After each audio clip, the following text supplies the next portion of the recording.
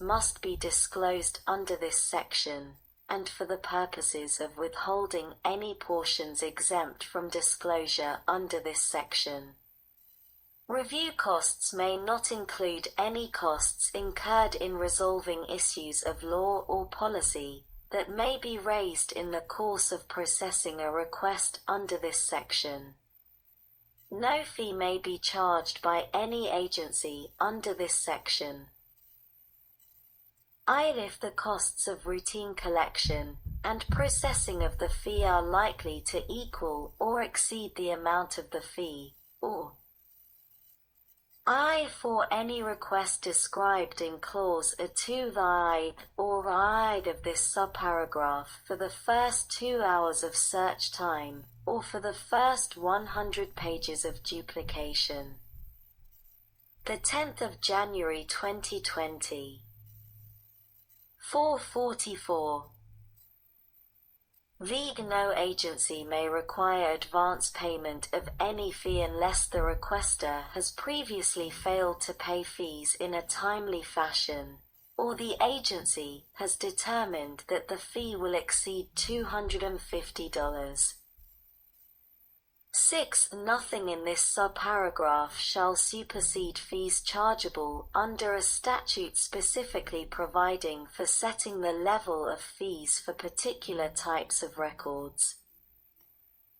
7. In any action by a requester regarding the waiver of fees under this section, the court shall determine the matter de novo, provided that the court's review of the matter shall be limited to the record before the agency. 8. Except as provided in subclause I, an agency shall not assess any search fees, or in the case of a requester described under clause A2 of this subparagraph, duplication fees under this subparagraph if the agency has failed to comply with any time limit under paragraph 6. If an agency has determined that unusual circumstances apply, as the term is defined in paragraph 6b, and the agency provided a timely written notice to the requester in accordance with paragraph 6b, a failure described in subclause I is excused for an additional 10 days. If the agency fails to comply with the extended time limit, the agency may not assess any search fees or in the case of a requester described under clause A2 of this subparagraph, duplication fees. If an agency has determined that unusual circumstances apply, and more than 5,000 pages are necessary to respond to the request, an agency may charge search fees, or in the case of a requester described under clause A2 of this subparagraph, duplication fees, if the agency has provided a timely written notice to the requester in accordance with paragraph 6b, and the agency has discussed with the requester via written mail, electronic mail, or telephone, or made not less than 3 good faith attempts to do so, how the requester could effectively limit the scope of the request in accordance with paragraph 6b2. If a court has determined that exceptional circumstances exist, as that term is defined in paragraph 6c, a failure described in subclause I shall be excused for the length of time provided by the court order. On complaint, the District Court of the United States in the district in which the complainant resides, or has his principal place of business, or in which the agency records are situated, or in the District of Columbia, has jurisdiction to enjoin the agency from withholding agency records, and to order the production of any agency records improperly withheld from the complainant. In such a case the court shall determine the matter de novo, and may examine the contents of such agency records in camera to determine whether such records or any part thereof shall be withheld under any of the exemptions set forth in subsection B of this section, and the burden is on the agency to sustain its action. In addition to any other matters to which a court accords substantial weight, a court shall accord substantial weight to an affidavit of an agency concerning the agency's determination as to technical feasibility under paragraph A2c and subsection B, and reproducibility under paragraph A3b. C. Notwithstanding any other provision of law, the defendant shall serve an answer or otherwise plead to any complaint made under this subsection within 30 days after service upon the defendant of the pleading in which such complaint is made, unless the court otherwise directs for good cause shown. Deed repealed. Pub. L. 98-620, Title IV, 4022, November 8, 1984, 98 Stat. 3357. Either the court may assess against the United States reasonable attorney fees and other litigation costs reasonably incurred in any case under this section in which the complainant has substantially prevailed. 2. For purposes of this subparagraph, a complainant has substantially prevailed if the complainant has obtained relief through either judicial order, or an enforceable written agreement or consent decree, or either voluntary or unilateral change in position by the agency, if the complainant's claim is not insubstantial. The 10th of January 2020. 544. F.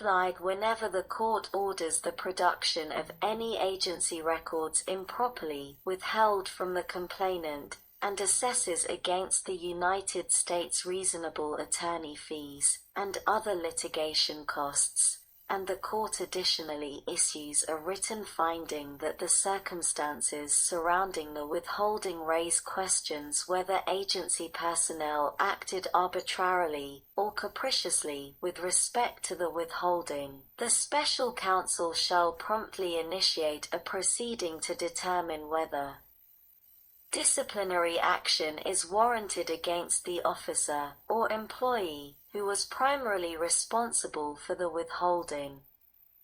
The special counsel, after investigation and consideration of the evidence submitted, shall submit his findings and recommendations to the administrative authority of the agency concerned and shall send copies of the findings and recommendations to the officer or employee or his representative. The administrative authority shall take the corrective action that the special counsel recommends. 2. The Attorney General shall notify the special counsel of each civil action described under the first sentence of Clause I, and annually submit a report to Congress on the number of such civil actions in the preceding year. 3. The special counsel shall annually submit a report to Congress on the actions taken by the special counsel under Clause I. G. In the event of non-compliance with the order of the court, the district court may punish for contempt the responsible employee, and in the case of a uniformed service, the responsible member. 5. Each agency having more than one member shall maintain, and make available for public inspection a record of the final votes of each member in every agency proceeding. 6. Of each agency, upon any request for records made under paragraph 1, 2, or 3 of this subsection, shall I determine within 20 days, excepting Saturdays, Sundays, and legal public holidays, after the receipt of any such request whether to comply with such request, and shall immediately notify the person making such request of I such determination, and the reasons therefor. I the right of such person to seek assistance from the FOA public liaison of the agency, and I in the case of an adverse determination. A the right of such person to appeal to the head of the agency, within a period determined by the head of the agency, that is not less than 90 days after the date of such adverse determination, and B the right of such person to seek dispute resolution services from the FOA public liaison of the agency, or the Office of Government Information Services, and